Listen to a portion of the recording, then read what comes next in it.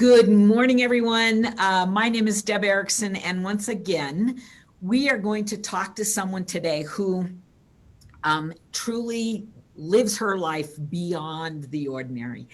I met Elena, I don't know, a couple years ago now. And honestly, she was someone who joined ICAN Institute, came into the process, and I didn't have my eyes on her. I hadn't seen her. And then all of a sudden, her story she popped up, right? All of a sudden, she was everywhere. She was growing her business. She was in the flow. She was moving. And as she would tell her story, I marveled at someone who showed up already very successful, but who elevated her business with ease and flow and grace. And as I got to know her, honestly, I got to tell you, I fell in love. I fell in love with her heart. I fell in love with her authenticity, and I just cannot wait for you to fall in love as well. So let me introduce to you Elena Brower. Elena, I'm going to bring you full screen so people will share the screen so people can see us both. Good morning and welcome. Good morning. Thank you so much. I fell in love with you too. Oh, After an initial period of being like, why do I have to listen to this person? Knowing that you were telling me everything I needed to know. Oh, then I fell in love. so tell us what happened, how it happened, when it happened. I mean, just give us some of the details. Your journey is just so inspirational. Finding you, I was just about to really rise up, and there were several sort of intervals where I almost just gave up entirely and threw in the towel and said, this isn't for me. It's not quite exactly what I needed it to be or wanted it to be. And really, after I started working with you and being a gold member and attending the Monday sessions, I started to realize that it was all in my mind. Everything was in my mind. And the moment I could let go of, there were two things that I let go of. One was caring about what other people thought. I was a yoga teacher before, and for a long time I was like, I don't do network marketing. I'm a yoga teacher. And all of this sort of swirl kept me from actually having a sustainable income and living the life that I wanted to live. I had to let go of what people thought, and I had to actually get very granular with my business. I had to what I learned from you first was look at your mind and then look at the nuts and bolts of your numbers. Like, I just wasn't doing that because my mind wasn't in the right place.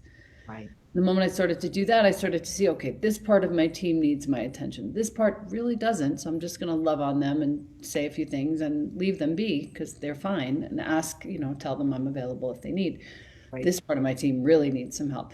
And I could only ascertain that when I started to look at the granular, very precise numbers. And I could only do that, as I said, once my mind was in the right place.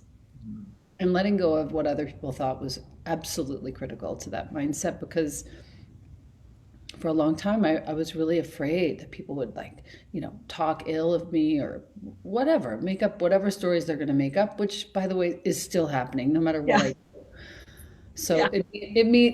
a Yeah. dear friend of mine said, you haven't made it unless somebody's talking ill of you. I won't Yeah. curse. Yeah. I almost did. The fact of seeing what's needed in my team, not caring about what other people think, but really just doing me, and knowing that what I'm doing is serving.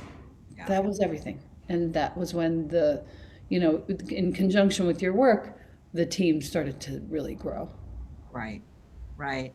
I've watched you. You were already in a significant leadership role before we started really talking to each other. And I watched you move 3 ranks from there, right? You probably are sitting in the top, what, 10, 15, 20 of your company? Yeah. Somewhere like And which is extraordinary to have done that so quickly. And what I guess what I have watched and what I have loved is that you are such a gracious and authentic winner. And what I mean by that is that you recognize, like you said, you recognized what needed attention, you gave it attention, and the flow has happened. And I see no evidence of a superiority, no evidence in your who you are and how you are in the world of anything. In fact, you seem more humble and more, if it's possible, more loving, more open, more inclusive, than you were, like you said at the beginning, where you were kind of almost looking down on the industry. I just see you as an individual that uplifts everything you touch. It has been an extraordinary thing to watch. And I know that was who you were all along on some level. Somehow you just connected. I think the nature of this industry actually brought that out of me more. Mm, And seeing what humility can accomplish in an industry like this is a very a very different thing than what it can accomplish in an industry like yoga, you know, because this, if I'm humble, if I teach by my example, my team to continue to practice humility mm, as they're teaching, as they're leading, as they're moving through the world, right. there's nothing but expansion that can happen.